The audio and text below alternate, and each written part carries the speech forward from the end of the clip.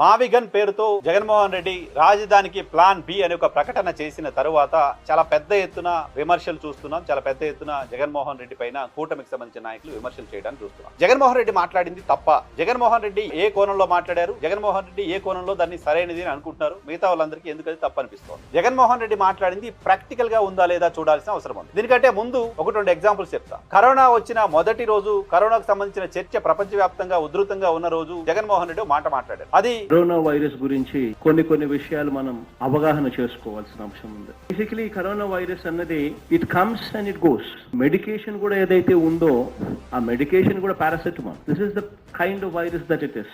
దానిపైన చాలా పెద్ద ఎత్తున తెలుగుదేశం పార్టీ మీడియా, తెలుగుదేశం పార్టీకి సంబంధించిన నాయకులు విమర్శలు చేశారు, ట్రోల్స్ చేశారు, వ్యతిరేకంగా మాట్లాడారు. ఇదే విధంగా రెక్లెస్నెస్ తో, అహంభావంతో, ప్రజల ప్రాణాలతో ఆడుకునే హక్కు ఈ ముఖ్యమంత్రికి లేదు. ఆ విషయం ఇతను గుర్తుపెట్టుకోవాల్సిన అవసరం ఉంది. తమాషా ఆడుతున్నాడు. ఏమంటాడు ఆయన? పారాసిటమాల్ వేస్తే అదే తగ్గిపోతుంది, అదే మరి ఇది ఎప్పుడు నిరంతరం ఉంటుంది అని నీ చేతగాంతనాన్ని ఎక్స్ప్రెస్ చేసే పరిస్థితికి వచ్చావు. కనీస జ్ఞానం కూడా లేదు, కనీస నాలెడ్జ్ లేదు, ఏమీ లేకుండా నీ ఇష్ట ప్రకారం మాట్లాడే పరిస్థితికి వచ్చావు. ఇది అహంభావం తప్ప ఇంకోటి కాదు. ఈయనకు నోబెల్ ప్రైజ్ ఇవ్వాలని కూడా రికమెండ్ చేస్తాను. ఈ సంవత్సరం నోబెల్ బహుమతి ఈ కరోనా వైరస్ కి మందు కనిపెట్టినందుకు జగన్మోహన్ రెడ్డికి ఇవ్వాలని మేము కూడా మద్దతు పలుకుతాం ఆయనకి. ఇది కంటిన్యూగా నిరంతరం ఉండే సమస్య.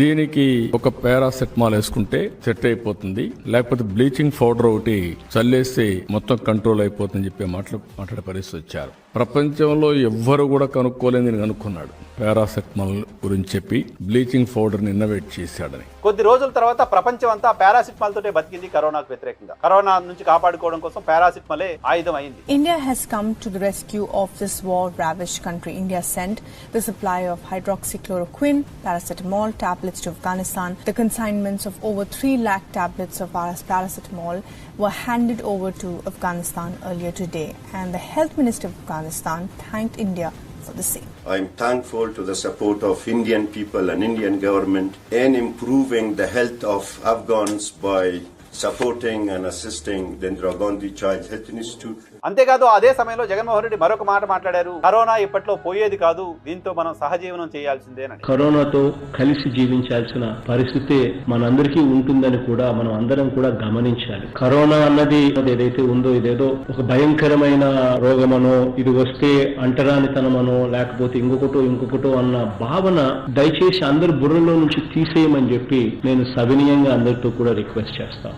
ఆ సహజీవనాన్ని బేస్ చేసుకుని కొన్ని లక్షల మీమ్స్ జగన్మోహన్ రెడ్డికి వ్యతిరేకంగా సోషల్ మీడియాలో ఆయన వ్యతిరేక పార్టీలు పోస్ట్ చేశాయి. సహజీవనం అంటూ జగన్మోహన్ రెడ్డి మాట్లాడిన మాటల్ని తక్కువ చేసి, చులకన చేసి, హేళన చేసి మాట్లాడారు. కానీ ఆ తర్వాత 2 ఏళ్ల పాటు ప్రపంచం అంతా కరోనాతో సహజీవనమే చేసింది. జగన్మోహన్ రెడ్డి మాట్లాడిన ఆ 2 మాటలు ప్రపంచం అంతా అదే చేసింది, పారాసిటమాల్ వాడింది, సహజీవనమే చేసింది. సో ఇప్పుడు జగన్మోహన్ రెడ్డి గతంలో వైజాగ్ రాజధాని అన్న, if one were to compete with Hyderabad, compete with Chennai, compete with Bangalore, it's very important Vizag becomes the economic growth engine. That is it. In fact, today unfortunately only person standing for Visakhapatnam as executive capital is only me. ఇప్పుడు మావిగన్ అన్న, మేము చాలా practical గా ప్రజల బాగోగుల కోసం, రాష్ట్రానికి మంచి కోసం మేము చేసిన ఆలోచనలు మీకు నచ్చలా. మేము చేసిన ప్లాన్ ఏ మీకు నచ్చలా. పోనీ ప్లాన్ బి మేము మీకు ఇచ్చాం కదా. ప్లాన్ బి కింద మేము చెప్పిన మచిలీపట్నం టు విజయవాడ 70 కిలోమీటర్లు, విజయవాడ టు గుంటూరు మరో 40 కిలోమీటర్లు, మొత్తం ఈ 110 కిలోమీటర్లు నేషనల్ హైవే రోడ్డు ఉంది. ఈ నేషనల్ హైవేకు కాస్త అటు ఇటుగా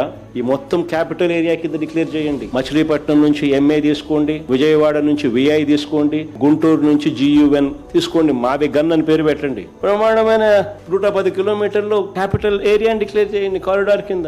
ప్రాక్టికల్ గా ఆలోచిస్తే రాజధానిని కొత్తగా నిర్మించాల్సిన అవసరం లేకుండా మనం పని చేసుకోవాలి అనేది ఆయన ఇంటెన్షన్ గా కనపడుతోంది. విశాఖపట్నాన్ని రాజధానిగా చేస్తే రాజధాని డెవలప్ చేసుకోవడానికి, ఎక్స్పాండ్ చేసుకోవడానికి సంబంధించిన అవకాశం ఉండేది. సో రాజధాని మేము కడుతున్నాం అంటూ దానికోసం సమయాన్ని, డబ్బుని వృధా చేసుకోవాల్సిన అవసరం ఉండేది కాదు. సో ఇప్పుడు జగన్మోహన్ రెడ్డి మావిగన్ ఒక డెసిషన్, దాన్ని కనుక రాజధానిగా తీసుకుంటే రింగ్ రోడ్లు, ఇతరాత్ర పనుల కోసం, ఇతర మౌలిక సదుపాయాలు, చిన్న మౌలిక సదుపాయాల కోసం 10% పెడితే చాలు. ఈ మావిగన్, ఈ క్యాపిటల్ ప్రాంతం ఫ్యూచర్ లో ఎకనామిక్ ఇంజిన్ అవుతుంది. అమరావతి పేరుతో మనం నిర్మిస్తున్నాం రాజధాని అని చెప్తున్నాం, కానీ కొత్త నగరాన్ని నిర్మిస్తున్నాం. రాజధానిగా అయితే 5,000 కోట్లు 10,000 కోట్లతో అయిపోతుంది రాజధాని. కానీ మనం అక్కడ ఒక నగరాన్ని నగరాన్ని నిర్మిస్తున్నాం. నగరాన్ని నిర్మిస్తూ దాన్ని రాజధానిగా చెప్తున్నాం. రాజధాని ఇంత పెద్దగా ఉండాలని మనం ఊహించి భావించి నిర్మిస్తున్నాం. దానికోసం ఈ రోజున లెక్కల ప్రకారమే 2 లక్షల కోట్ల రూపాయలు ఖర్చు చేయాల్సిన అవసరం. ప్రతి ఏటా ఎస్కలేషన్ 5% 10% వేసుకున్నా వచ్చే 10 ఏళ్లలో అది 3 లక్షల కోట్లు అవుతుందో 4 లక్షల కోట్లు అవుతుందో తెలియదు. ప్రాక్టికల్ గా ఆలోచిస్తే అమరావతి పేరుతో ఆంధ్రప్రదేశ్ రాష్ట్రం 2 లక్షల కోట్ల రూపాయలు పెట్టి ఒక నగరాన్ని నిర్మించే పరిస్థితిలో ఉందా? ప్రపంచంలో ఎక్కడైనా ఒక ప్రాంతం అభివృద్ధి చెందాలంటే నగరాన్ని నిర్మించి నగరం పైన వచ్చిన ఆదాయం ద్వారా నేను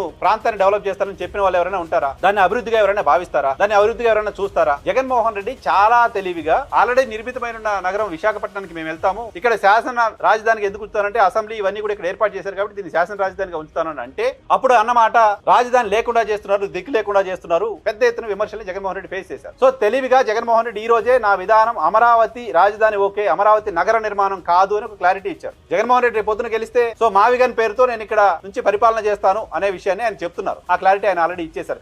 కాబట్టి ఆంధ్రప్రదేశ్ రాష్ట్ర ప్రజలు ప్రాక్టికల్ గా ఆలోచించండి. జగన్మోహన్ రెడ్డి మాట్లాడింది తప్పు అనుకుంటున్న వాళ్ళు ప్రాక్టికల్ గా ఆలోచిస్తే అర్థమవుతుంది అది ఏ రకంగా ఆంధ్రప్రదేశ్ రాష్ట్రానికి ఉపయోగమో. 2 లక్షల కోట్ల రూపాయలు అమరావతి పైన ఖర్చు పెట్టి ఆ నగరం పైన భవిష్యత్తులో 1 లక్ష కోట్ల రూపాయలు వస్తుందని ఆశించడం ఎంత అత్యాశ అవుతుందో ఆలోచించండి. అంతేకాదు 2 లక్షల కోట్ల రూపాయలు అమరావతి ప్రాంతంలో పెట్టడం ఉత్తమమా? ఈ 2 లక్షల కోట్ల రూపాయలతో ఆంధ్రప్రదేశ్ రాష్ట్రంలో ఉన్న ఇరిగేషన్ ప్రాజెక్టులన్నీ పూర్తి చేయడం బెటర్ అవుతుందా? పోలవరం ప్రాజెక్టుకి 5,000 కోట్లు ఇవ్వండి, 10,000 కోట్లు ఇవ్వండి అని అడుక్కుంటున్నాం కదా కేంద్ర ప్రభుత్వాన్ని. పోలవరం కేంద్రాన్ని అడుక్కునే పరిస్థితి లేకుండా మీరే కట్టి సస్యశ్యామలం చేయొచ్చు కదా రాష్ట్రాన్ని. రాయలసీమకు సంబంధించి గడిచిన 20 ఏళ్లుగా పెండింగ్ ప్రాజెక్ట్ వాటన్నింటినీ ఒక 20,000 కోట్లు 30,000 కోట్లు ఖర్చు పెడితే పూర్తి చేయొచ్చు కదా. ఉత్తరాంధ్ర ప్రాంతానికి సంబంధించిన దరిద్రాన్ని అంతా తీసేయచ్చు కదా. ఒక 50,000 కోట్లు 60,000 కోట్లు ఆ ప్రాంతంలో అభివృద్ధి పైన ఖర్చు పెడితే ఈ 2 లక్షల కోట్లు అలా ఖర్చు పెడితే ప్రాజెక్టుల ద్వారా నీటి నిల్వ ఉండే పరిస్థితి చేస్తే పంటలు పండితే సస్యశ్యామలం అవుతే రాష్ట్రానికి సంబంధించిన సంపద పెరుగుతుంది కదా. కాబట్టి ఆంధ్రప్రదేశ్ రాష్ట్ర ప్రజలు తమ నెత్తిన పడబోయే భారాన్ని గురించి ప్రాక్టికల్ గా ఆలోచిస్తే జగన్మోహన్ రెడ్డి చెప్పాడు కాబట్టి మొత్తం తప్పు, చంద్రబాబు నాయుడు చెప్పాడు కాబట్టి మొత్తం రైట్ అని కాకుండా